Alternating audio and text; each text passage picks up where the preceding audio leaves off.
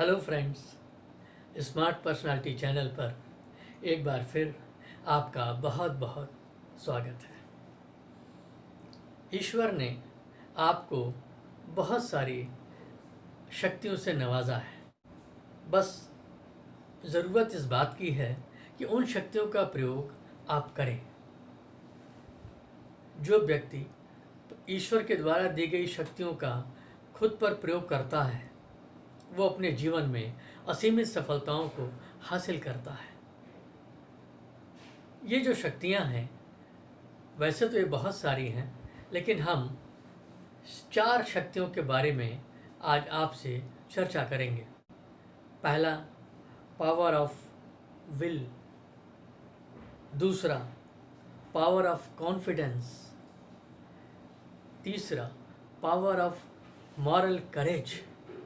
और चौथा, power of resilience. ये जो 4 पावर्स हैं ये इतनी महत्वपूर्ण हैं कि दरअसल इन पावर्स का जब आप प्रयोग करते हैं और इसको अपने अंदर बढ़ाते हैं तभी आप खुद पर विश्वास करना शुरू करते हैं, खुद ही को बुलंद करना शुरू करते हैं और ऊंचाइयों को हासिल करते हैं। देखिए, पावर ऑफ विल दरअसल आपकी विल पावर है, यानी कि इच्छा शक्ति। और ये इतनी महत्वपूर्ण चीज़ है। अगर आपके अंदर इच्छा शक्ति बढ़ गई है, आपकी इच्छा शक्ति जागृत हो गई है, तो आप एक बार को मृत्यु को भी रोक सकते हैं। याद कीजिए भीष्म का प्रकरण कि महाभारत युद्ध में उनके पूरे शरीर को अर्जुन ने बाणों से बींध दिया था। वो गिर गए, लेकिन उन्होंने कहा कि मेरी मृत्यु तब तक नहीं होगी जब तक सूर्य उत्तरायण में नहीं आ जाते। और उन्होंने अपने मृत्यु को रोका, हाल्ट कर दिया कुछ समय के लिए, वरना इतने सारे बाणों के लगने के बाद तो मृत्यु तत्काल हो जानी चाहिए थी। दूसरी power, power of confidence. Power of confidence दरअसल आपकी सेल्फ कॉन्फिडेंस को दर्शाता है। पढ़ाई के दौरान कई दफ़ा ऐसे अवसर आए होंगे जब यह हुआ होगा कि आज एक्सटेम्पोर डिबेट है और उसमें आपको पार्टिसिपेट करना है, अपना नामांकन करिए। कौन जाता है उसमें वही व्यक्ति, उसमें वही स्टूडेंट अपना नॉमिनेशन करता है जिसको खुद पर विश्वास होता है विषय कोई भी हो, मैं हर विषय पर बात कर लूँगा, चर्चा कर लूँगा और वाद विवाद प्रतियोगिता में प्रतिभाग कर लूँगा। तो ये आपका सेल्फ कॉन्फिडेंस है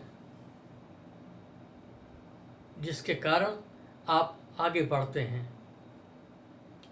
तीसरा, पावर ऑफ मॉरल करेज, यानी कि नैतिक बल।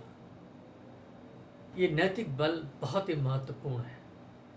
ज़रा याद कीजिए राम और रावण का युद्ध। एक तरफ रावण इतना बलशाली, इतना साधन युक्त, इतनी बड़ी सेना, सब कुछ उसके पास थी। दूसरी तरफ राम के पास क्या था? नंगे पांव, धनुष बाण और बानरों की सेना। लेकिन ये नैतिकता का ही तकाजा था, ये नैतिक बल का ही परिणाम था कि रामचंद्र जी वो युद्ध जीत गए और रावण पराजित हुआ। तो नैतिक साहस और नैतिक बल दरअसल बहुत ही महत्वपूर्ण है। जब भी आप कोई नैतिक कार्य करने की दिशा में आगे बढ़ते हैं उस वक्त नैतिकता के कारण आपकी सफलता सुनिश्चित हो जाती है। पावर ऑफ रेजिलियंस, यानी कि लचीलेपन की शक्ति। ये लचीलापन क्या है? इसको एक उदाहरण से आप समझिए कि जब भी तूफान आता है, बहुत तेज हवाएं चलती हैं, तो एक आम दृश्य आपके सामने दिखाई पड़ता है कि हर वो पेड़, हर वो दरख्त जो बहुत कठोर थे, सीधे खड़े थे, वो उखड़ के गिर जाते हैं। लेकिन वहीं लंबी लंबी ऊंची ऊंची जो ग्रासेस हैं, घासें हैं, वो तूफान के साथ, हवा के साथ यूं यूं इधर से उधर गिरती तो ज़रूर हैं, लेकिन फिर अपनी पूर्व स्थिति को प्राप्त कर लेती हैं। यानी कि पावर ऑफ बाउंस बैक भी कह सकते हैं आप इसको। तो जब आप कोई काम करने के लिए निकलते हैं तो ऐसा नहीं कि हर बार आप सफल ही हो जाते हैं, कई दफ़ा आपको असफलता भी मिलती है। लेकिन ये जो पावर ऑफ रेजिलियंस है, पावर ऑफ बाउंस बैक है, दरअसल यही आपको प्रेरित करता है कि आप पुनः प्रयास करें, पुनः मेहनत करें और अपने उद्देश्य को हासिल करें। तो फ्रेंड्स, ये जो 4 तरह की पावर है, दरअसल ये करती क्या है? ये आपके अंदर 4 तरह की भावनाओं का संचार करती है। और ये भावनाएं क्या हैं? ये भावनाएं हैं,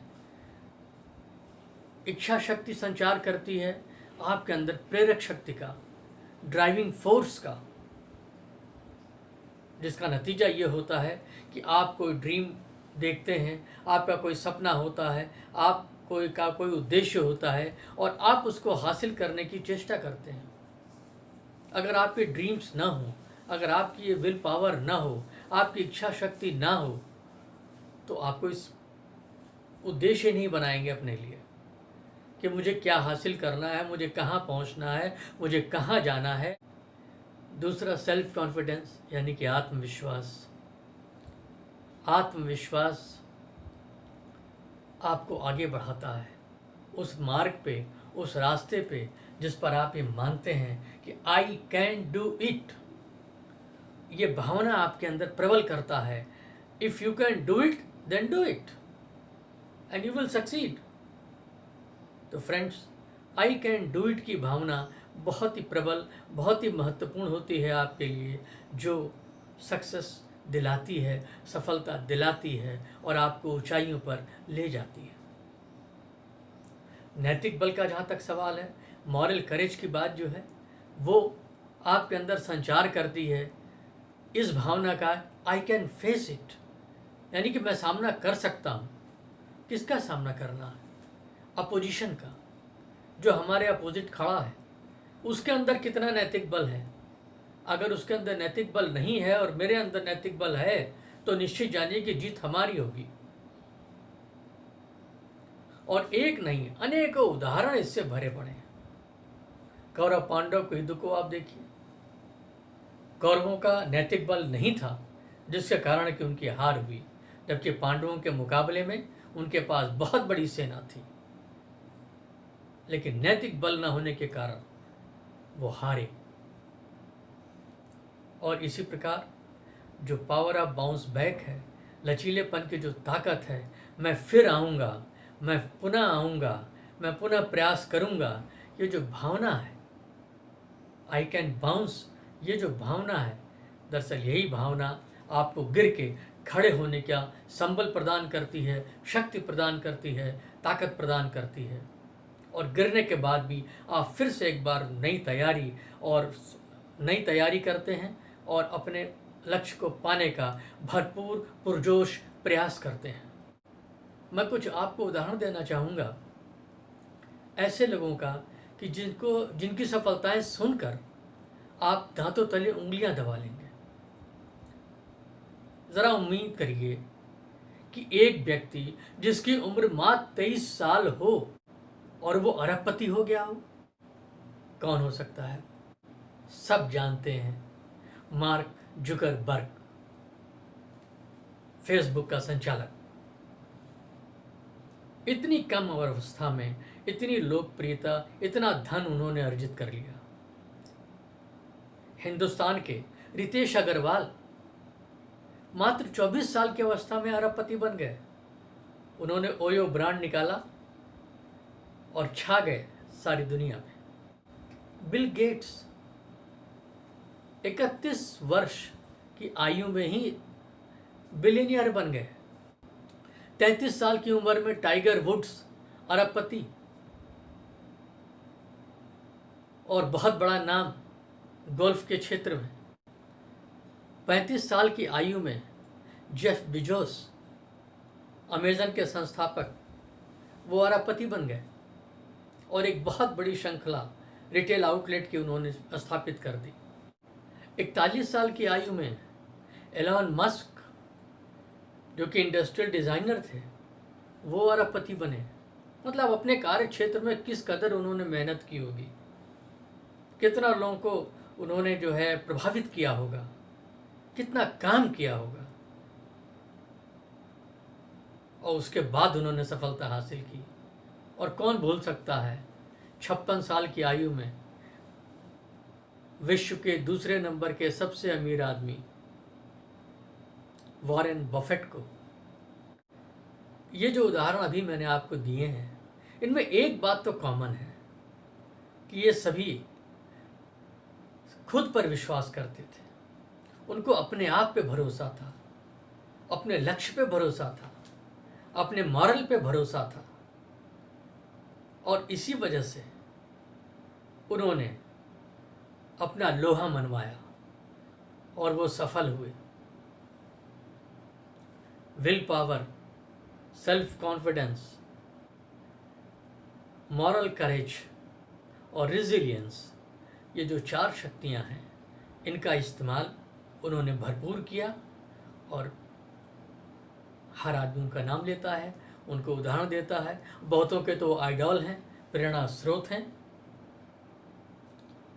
तो फ्रेंड्स, अगर हम भी, आप भी खुद पर विश्वास करें, सेल्फ कॉन्फिडेंस बढ़ाएं, विल पावर बढ़ाएं, अपने बाउंस बैक की पावर को बढ़ाएं, और मॉरल करेज अगर हमारे अंदर हो, तो मुझे पूरा यकीन है कि हमें कोई रोक नहीं सकता। समय लग सकता है, लेकिन रोक नहीं सकता सफल होने से। मैं ये कामना करता हूँ कि आप भी अपने सेल्फ बिलीफ को बढ़ाइए, खुद पर विश्वास को बढ़ाइए और नई नई बुलंदियों को छूइए।